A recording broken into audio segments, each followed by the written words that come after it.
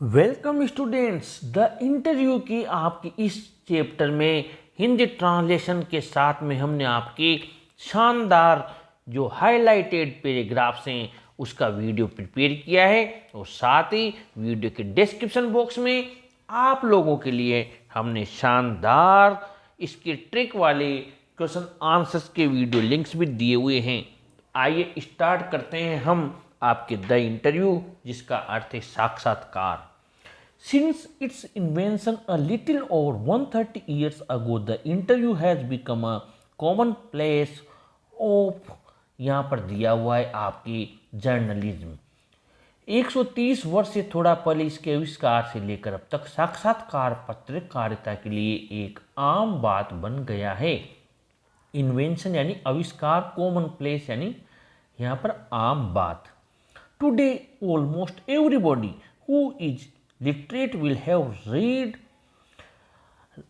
read an interview at some point in their lives, while from the other point of view several thousand celebrities have been interviewed over the years, some of them repeatedly. आज करीब हर व्यक्ति जो पढ़ा लिखा है उसने अपने जीवन में किसी न किसी समय पर साक्षात्कार को पढ़ा होगा, जबकि अन्य दृष्टिकोण से कई हजार प्रसिद्ध लोगों का इन वर्षों के दौरान साक्षात्कार लिया जा चुका है। कुछ का तो कई बार लिया जा चुका है। So it is hard surprising that opinions of the interview of its functions, methods and merits vary considerably. इसलिए इसमें आश्चर्य नहीं है कि साक्षात्कार के बारे में, इसके कार्य, ढंग तथा गुणदोष के बारे में लोगों के मतों में काफ़ी भिन्नता है। यहाँ पर मेरिट्स यानी है गुण दोष, वेर यानी भिन्नता रखना, कंसिडरेबल यानी काफ़ी। और फिर इसके बाद में हम आगे बढ़ते हैं। Some might make quite extravagant claims for it as being in its highest form a source of truth and in its practice and art. Very most important line है यहाँ जो एक्स्ट्रा वेगेंट दिया हुआ, इसका मतलब होता है एक्स्ट्रा वेगेंट का मतलब अतिशोक्तिपूर्ण, क्लेम यानी दावा करना। तो यहाँ पर जो लोग हैं, कुछ लोग बिल्कुल अतिशोक्तिपूर्ण दावे साक्षात्कार के बारे में कर सकते हैं कि अपने उच्चतम रूप में ये सत्य का एक स्रोत होता है और व्यवहार में एक कला होता है। Others usually celebrities who see themselves as its victims, victims का मतलब होता है शिकार, और सेलिब्रिटी यानी कि जो प्रसिद्ध लोग होते हैं वो इसे का अपने स्वयं को शिकार मानते हैं कि ये एक तरीके से हम इसके शिकार हो गए। Might despise the interview as an unwarranted intrusion into their lives. यहाँ पर अनवारंटेड यानी कि अनुचित, अनावश्यक, और इंट्रूशन का मतलब होता है अनाधिकार प्रवेश। वो उनके जीवन में इसको अनाधिकृत प्रवेश मानते हैं उनके जीवन में। और feel that somehow it somehow, इसने जाने कैसे या जैसे तैसे करके डिमिनिशेज यानी कम कर दिया है, देम यानी उनको नष्ट कर दिया है, अनावश्यक दखल किया और उन्हें इसमें डिमिनिश कर दिया यानी कि एक तरीके से कम कर दिया, उन्हें छोटा बना दिया है। Just as in some primitive cultures it is believed that if one takes a photographic portrait of somebody then one is stealing that person's soul. यहाँ पर दिया हुआ है प्रिमिटिव यानी पुराने ज़माने, आदिम ज़माने में जैसे ये माना जाता था कि अगर कोई व्यक्ति किसी दूसरे अन्य व्यक्ति की तस्वीर खींचता है तो वो उसकी आत्मा को चुरा लेता है। V.S. Naipaul feels that some people are wounded by interviews and lose a part of themselves. V.S. Naipaul मानते हैं, महसूस करते हैं कि कुछ लोगों को साक्षात्कार से चोट लगती है और वे अपना एक हिस्सा खो देते हैं। Lewis Carroll the creator of, यहाँ पर दिया हुआ Alice in Wonderland was said to have had a just quarter of the interviewer and he never consented to be interviewed। वो जो लेविस कैरल हैं जिन्होंने एलिस इन वंडरलैंड की रचना की के बारे में कहा गया था कि उन्हें साक्षात्कार लेने वाले से वास्तव में भय लगता था और उन्होंने कभी भी साक्षात्कार देने की सहमति नहीं दी।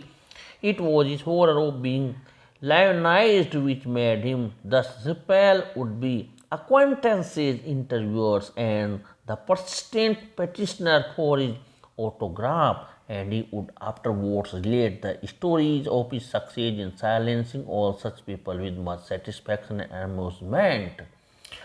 यहाँ पर बहुत बड़ी बात कही है कि उनका ये बड़ा भय था, हॉरर, डर, कि बड़ा भय, बड़ा व्यक्ति बना दिए जाने का भय था। उनका भय बड़ा व्यक्ति बना दिए जाने का भय था, जिसके कारण वे भावी जान पहचान करने वालों, साक्षात्कार लेने वालों तथा हस्ताक्षर चाहने वाले जिद्दी लोगों को दूर भगाने को बाध्य हो जाते थे और बाद में वे ऐसे लोगों को चुप कर देने में अपनी सफलता के किस्से संतुष्टि और मनोरंजन के साथ सुनाया करते थे। फिर यहाँ पर रुडयार्ड किपलिंग के बारे में कहा है, expressed an even more condemnatory attitude towards the interviewer. Rudyard Kipling ने साक्षात्कार लेने वाले के प्रति और भी अधिक निंदात्मक दृष्टिकोण व्यक्त किया है, यानी कि उन्होंने भी कंडेमनेटरी यानी निंदात्मक निंदा की है। His wife Caroline writes in her diary for 14 October 1892 that their day was wrecked by two reporters from Boston। wrecked का मतलब बर्बाद कर दिया। उनकी पत्नी कैरोलिन अपनी डायरी में 14 अक्टूबर 1892 को लिखती है कि उनका दिन बोस्टन से आए दो संवाददाताओं ने चौपट कर दिया, बर्बाद कर दिया। She reports her husband as saying to the reporters, why do I refuse to be interviewed? Because it is immoral. It is a crime just as much of a crime and an offense against my person as an assault and just as much merits punishment। वह लिखती हैं कि उसने अपने पति को संवाददाताओं से यह कहते सुना था, मैं इंटरव्यू देने से क्यों मना करता हूँ, क्योंकि ये अनैतिक होता है, इमोरल। ये एक क्राइम है, अपराध है, ठीक उतना ही अपराध जितना मेरे शरीर पर किया गया जो प्रहार है, असोल्ट जो मेरे ऊपर किया गया हमला है, और इस प्रकार ठीक उतना ही पनिशमेंट है, दंड दिया जाना उचित है। यह it is cowardly and while, ये एक तरीके से कायरता है। कावर्डली यानी कि यहाँ पर दिया हुआ है कि कायरता है, और वाइल यानी कि घृणित है, बहुत ही बुराई की है यहाँ पर इन्होंने, कि उन्होंने कहा कि ये कायरता और घृणित है। No respectable man would ask it, much less give it, yet Kipling had himself perpetrated such an assault on Mark Twain only a few years before। इतनी बुराई की उन्होंने, किंतु किपलिंग ने स्वयं कुछ वर्षों पूर्व ही ऐसा प्रहार मार्क ट्वेन पर किया था। यानी कि H.G. Wells in an interview in 1894 referred to the interviewing ordeal, but was a fairly frequent interviewee, and 40 years later found himself interviewing Joseph Stalin, Saul Bellow, who has consented to be interviewed on several occasions, nevertheless once described interviews as being like thumbprints on his windpipe। H.G. Wells ने 1894 में साक्षात्कार को एक कठिन परीक्षा कहा था, लेकिन वह स्वयं बार बार इंटरव्यू दे चुके थे कई बार, और 40 वर्ष बाद उन्होंने स्वयं को जोसेफ स्टालिन का साक्षात्कार लेते हुए पाया। सॉल बेलो, जिन्होंने कई अवसर पर साक्षात्कार दिए जाने पर सहमति दी है, फिर भी उन्होंने एक बार साक्षात्कारों को अपनी श्वास नली पर अंगूठे के निशानों का नाम दिया। Yet, despite the drawbacks of the interview, it is a supremely serviceable medium of communication. These days, more than at any other time, our most vivid impressions of our contemporaries are through interviews.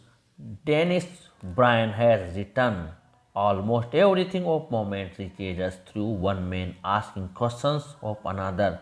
Because of this, interviewer holds a position of unprecedented power and influence. यहाँ पर बहुत अच्छी बात कही है। फिर भी जैसे उन्होंने इंटरव्यू दिया, फिर भी कमियों के बावजूद साक्षात्कार एक अत्यंत उपयोगी संप्रेषण का माध्यम है कम्युनिकेशन का। इन दिनों किसी अन्य समय की अपेक्षा हमारे अपने समकालीन लोगों के बारे में सबसे स्पष्ट अनुभव साक्षात्कार के द्वारा ही होते हैं। डेनिस ब्रायन ने लिखा है, लगभग सभी महत्वपूर्ण बातें हमारे पास एक आदमी का दूसरे से प्रश्न करने के द्वारा पहुंचती है। इसी कारण से साक्षात्कार लेने वाला व्यक्ति अभूतपूर्व शक्ति एवं प्रभाव का स्थान रखता है। अनप्रेसिडेंटेड का मतलब होता है अभूतपूर्व, और कंटेम्प्रेरी यानी समकालीन लोग, विविध यानी स्पष्ट, और सर्विसेबल का मतलब होता है उपयोगी, लाभदायक। Part 2, I am a professor who writes novels on Sundays, Umberto Eco. मैं एक प्रोफेसर हूँ जो रविवार को उपन्यास लिखता हूँ, अम्बर्टो इको ने कहा। The following is an extract from an interview of Umberto Eco. नीचे का उद्धरण अम्बर्टो इको के एक साक्षात्कार से लिया गया है। The interviewer is Mukund Padmanabhan from the Hindu, और साक्षात्कार लेने वाला व्यक्ति है द हिंदू अखबार का Mukund Padmanabhan. Umberto Eco, a professor at University of Bologna in Italy, had already acquired a formidable reputation as a scholar for his ideas on semiotics, the study of science, literary interpretation, and medieval aesthetics before he turned to writing fiction. ये बहुत most important है कि Umberto eco Italy के बोलोना विश्वविद्यालय में एक professor हैं। उन्होंने पहले ही जो लक्षण विज्ञान है, साहित्यिक व्याख्या तथा मध्यकालीन सौंदर्य शास्त्र के बारे में अपने विचारों के कारण जबरदस्त प्रतिष्ठा अर्जित कर ली थी, कथात्मक साहित्य लेखन की ओर मुड़ने से पूर्व, यानी कि इतनी ज़्यादा वो उन्होंने प्रसिद्धि व्यक्त कर ली थी। Literary fiction, academic text, essays, children's books, newspaper articles. His written output is staggeringly large and wide-ranging. In 1980, he acquired the equivalent of intellectual superstardom with the publication of The Name of the Rose, which sold more than 10 million copies.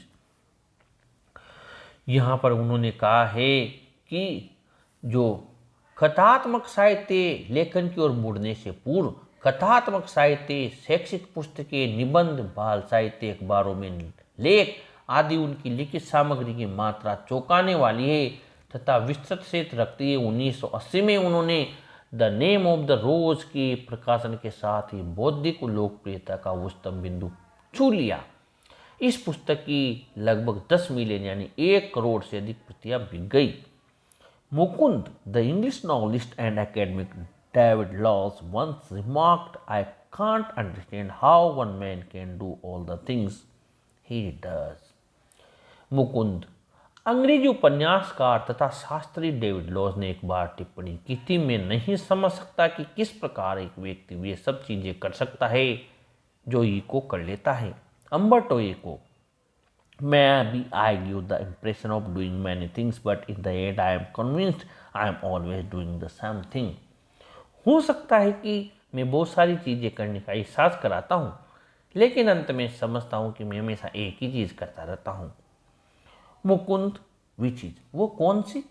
Umberto Eco. Now that is more difficult to explain. I have some philosophical interest and I pursue them through my academic work and my novels.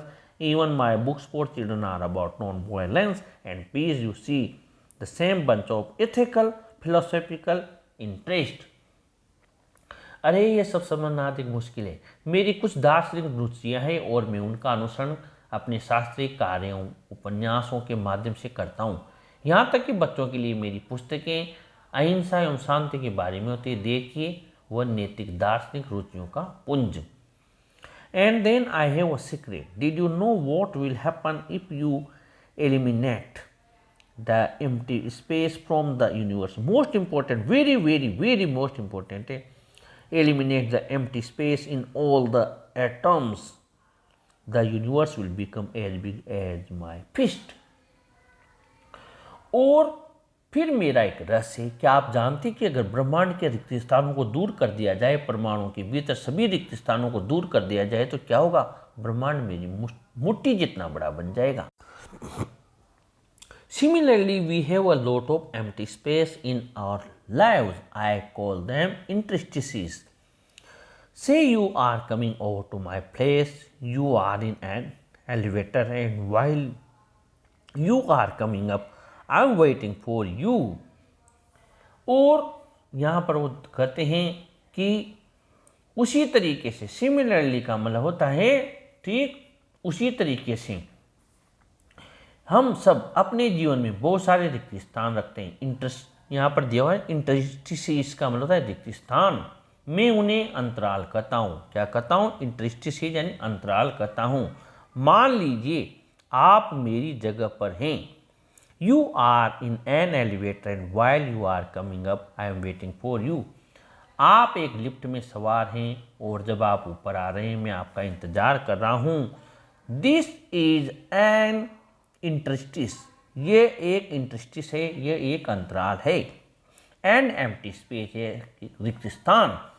I work in empty spaces. मैं इन अंतराल खाली स्थानों में काम करता हूँ। While waiting for your elevator to come up from the first to the third floor, I have already written an article. मैं अंतरालों में काम करता हूँ आपकी लिफ्ट का इंतजार करते हुए। जब ये पहले तल्ले से या पहली मंजिल से तीसरी मंजिल पर आ जाएगी तब मैं एक लेख लिख चुका होता हूँ। लाभ हंसता है। Mukund, not every one can do that of course. लेकिन हर व्यक्ति तो ऐसा नहीं कर सकता। योर नॉन फिक्शनल राइटिंग और स्कॉलरली वर्क है certain playful and personal quality about it. आपका गैर कथा साहित्य, आपका विद्वतापूर्ण कार्य एक विशेष प्रकार का विनोदपूर्ण एवं व्यक्तिगत गुण रखता है। It is a marked departure from a regular academic style which is invariably depersonalized and often dry and boring. यह एक नियमित शास्त्रीय शैली से महत्वपूर्ण भिन्नता है जो सदा निर्वैयक्तिक एवं प्राय शुद्ध और उबाऊ होती है। Have you consciously adopted an informal approach or is it something that just came naturally to you?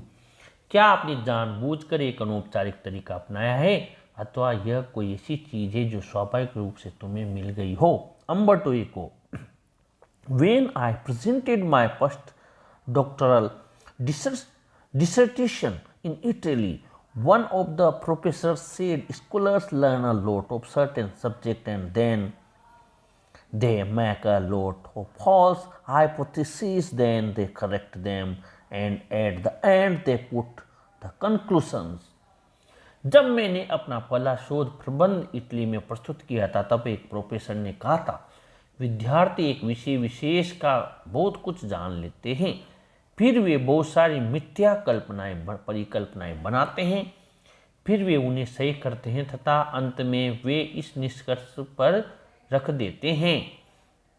यहाँ पर मीनिंग देख लीजिए। नॉन फिक्शनल यानी गैर कथा साहित्य, स्कॉलरली यानी विद्वतापूर्ण, प्लेफुल यानी विनोदशील, मार्क्ड यानी सुस्पष्ट, डिपार्चर यानी कि होता है विचलन, इनवेरिएबल यानी सदा ही, डिपर्सनलाइज्ड यानी निर्वैयक्तिक, इनफॉर्मल का अनौपचारिक, अप्रोच यानी तरीका, डॉक्टरल का मतलब डॉक्टर की डिग्री के लिए शोध प्रबंध, हाइपोथेसिस का मतलब होता है परिकल्पनाएं। फिर यहाँ से हम आगे बढ़ते हैं। You are on the contrary toward the story of your research. तुमने इसके विपरीत अपनी शोध की कहानी कही है, even including your trials and errors. साथ ही साथ तुमने ट्रायल्स एंड एरर्स यानी परीक्षण प्रणाली, साथ ही साथ तुमने यहाँ तक कि अपनी प्रयत्न त्रुटि परीक्षण प्रणाली को भी शामिल कर लिया। At the same time he recognized I was right and went on to publish my dissertation as a book, which meant he appreciated it। यहाँ पर ये मीनिंग आ रहा है, यहाँ पर जो दिया डिसर्टेशन का मतलब शोध प्रबंध, तो साथ ही साथ उसने माना कि मैं सही था और मेरे शोध प्रबंध को पुस्तक के रूप में प्रकाशित करवाने की सोची। Which meant he appreciated it, इसका तात्पर्य यह था कि उसने इसे पसंद किया। At that point at the age of 22 I understood scholarly books should be written the way I had done by telling the story of research. उस बिंदु पर 22 वर्ष की उम्र में मैंने समझ लिया कि विद्वतापूर्ण पुस्तकें उसी तरह लिखी जानी चाहिए जिस तरह मैंने लिखी थी, शोध की कहानी कहकर। This is why my essays always have a narrative aspects, इसीलिए मेरे निबंधों को हमेशा एक कथात्मक पहलू होता है। And this is why probably I started writing narratives novels so late at the age of 50 more or less. और इसी कारण संभवतः मैंने उपन्यास लिखना इतने विलंब से शुरू किया, लगभग 50 वर्ष की आयु में। I remember that my dear friend Roland, जो मेरा मित्र था भर्थिस, was always frustrated that he was an essayist and not a novelist। मुझे याद है कि मेरा मित्र, प्रिय मित्र रोलैंड बर्थिस सदा कुंठित रहता था कि वो एक निबंध लेखक था, उपन्यासकारक नहीं। He wanted to do creative writing one day or another, but he died before he could do so।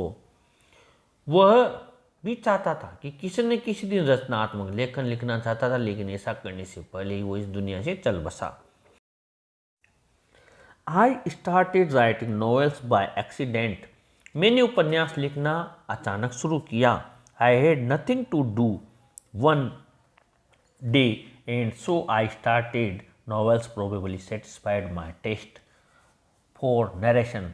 एक दिन मेरे पास करने को कुछ भी नहीं था, मेरे पास काम ही नहीं था, इसलिए मैंने उपन्यास लिखना शुरू कर दिया और कथा करने की मेरी रुचि को ये संभवतः इसने संतुष्ट कर दिया।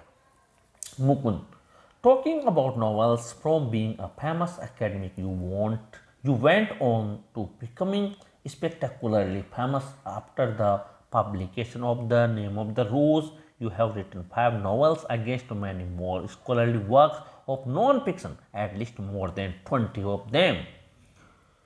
उपन्यासों के बारे में बात करें तो एक प्रसिद्ध शास्त्री से द नेम ऑफ द रोज के प्रकाशन के बाद आप चमत्कारी ढंग से प्रसिद्ध होते गए। आपने 5 उपन्यास लिखे हैं। गैर कथा साहित्य की उस विद्वतापूर्ण अनेक कृतियों की तुलना में जो करीब 20 से अधिक रही होगी। अम्बर्टो इको ओवर 40, 40 से ऊपर। मुकुंद, ओवर 40, 40 से ऊपर। Among them a seminal piece of work on semiotics, but asks most people about Umberto Eco and they will say, oh, he is the novelist, does that bother you। 40 से ऊपर, इसमें एक जो आपकी सेमिनल प्रारंभिक semiotics या लाक्षणिक, यानी कि जो आपकी लाक्षणिकी पर शुरुआत की पुस्तक थी वो। लेकिन अम्बर्टो इको के बारे में ज़्यादातर लोगों से पूछे तो कहेंगे, अरे वो उपन्यासकार है, क्या ये बात आपको परेशान करती है? Umberto Eco, yes, because I consider myself a university professor who writes novels on Sundays। हाँ, क्योंकि मैं तो अपने आप को एक विश्वविद्यालय का प्रोफेसर मानता हूँ जो रविवारों को उपन्यास लिखता है। इट्स नॉट अ जोक, और ये कोई मजाक भी नहीं है। I participate in academic conferences and not meetings of pen clubs and writers। I identify myself with the academic community। हाँ, मैं विद्वता की गोष्ठियों में भाग लेता हूँ, न कि लेखन क्लबों तथा लेखकों की बैठकों में। मैं स्वयं को विद्वान समुदाय के साथ अभिन्न अंग मानता हूँ उनका। But okay, if they most people have read only the novels, laughs and shrugs, I know that by writing novels I reach a larger audience. I cannot expect to have 1 million readers with stuff on semantics. यहाँ पर वो कहते हैं, लेकिन ठीक है, अगर उपन्यास अधिकतर लोगों ने केवल उपन्यास पढ़े हैं, हंसता है और सड़क यानी कंधे उचकाता है। मैं समझता हूँ कि उपन्यास लिखकर मैं पाठकों की अधिक बड़ी संख्या तक पहुँच जाता हूँ। मैं ये आशा नहीं कर सकता कि लाक्षणिकी का विषय पढ़ने वाले 10 लाख पाठक होंगे। Mukund, which brings me to my next question. The Name of the Rose is a very serious novel. It is a detective genre at one level, but it also delves into metaphysics, theology, and medieval history. Yet it enjoys a huge mass audience. Were you puzzled at all by this? यह बात मुझे आपने अगले प्रश्न पर ले आती है। द नेम ऑफ द रोज एक गंभीर उपन्यास है, एक स्तर पर एक जासूसी किस्सा है, लेकिन यह गूढ़ दर्शन, धर्म विज्ञान तथा मध्यकालीन इतिहास की भी छानबीन करता है। किंतु फिर भी इसने विशाल संख्या में पाठकों को अपनी ओर खींचा। क्या आप इस बात से जरा भी चकराए? Umberto Eco, no, journalists are puzzled and sometimes publishers, and this is because journalists and publishers believe that people like trace and don't like typical reading experiences. Consider there are 6 billion people on this planet. The Name of the Rose sold between 10 and 15 million copies. नहीं, पत्रकार चकराते और कभी कभी प्रकाशक, और ऐसा इसलिए कि पत्रकार और प्रकाशक ये मानते कि लोग कचरा पसंद करते हैं, कठिनाई भरी अध्ययन के अनुभव को पसंद नहीं करते। विचार कीजिए कि पृथ्वी पर 6 बिलियन लोग हैं और 10 से 15 मिलियन के बीच प्रतियां बिकी। So in a way I reached only small percentage of readers. तो इस तरीके से मैं बहुत थोड़ी संख्या में प्रतिशत लोगों तक पहुंचा हूं। But it is exactly these kinds of readers who don't want easy experiences. लेकिन ये ठीक वे पाठक हैं जो सरल अनुभव नहीं चाहते, और at least don't always want this. I my self eight 9 p.m. after dinner watch television and want to see either Miami Vice or Emergency Room. I enjoy it and I need it, but not all day. बहुत अच्छी बात कही है। मैं स्वयं भोजन के बाद 9 बजे टेलीविज़न देखता हूँ या फिर मियामी वॉइस अथवा इमरजेंसी रूम देखना पसंद करता हूँ। मैं इसका आनंद लेता हूँ और मुझे इसकी आवश्यकता होती है, लेकिन पूरे दिन भर नहीं। Mukund, could the huge success of the novel have anything to do with the fact that it dealt with the period of medieval history that? यहाँ पर वो कहता है, क्या उपन्यास की भारी सफलता का संबंध इस बात से हो सकता है कि इस उपन्यास में मध्यकालीन इतिहास के एक युग के बारे में लिखा गया है, जो कि Umberto Eco, that's possible, but let me tell you another story because I often tell stories like Chinese wise man. ये संभव है, लेकिन आप मुझे एक और कहानी सुनाने दें, क्योंकि मैं एक चीनी महापुरुष की तरह कहानियाँ कहता हूँ।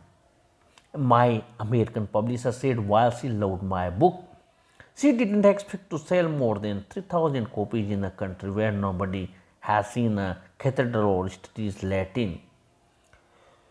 मुझे मेरी अमेरिकन प्रकाशक ने कहा कि मेरी किताब पसंद करती थी वो, तथापि वो 3,000 प्रतियों से अधिक बेचने की उम्मीद नहीं करती थी। एक ऐसे देश में जहाँ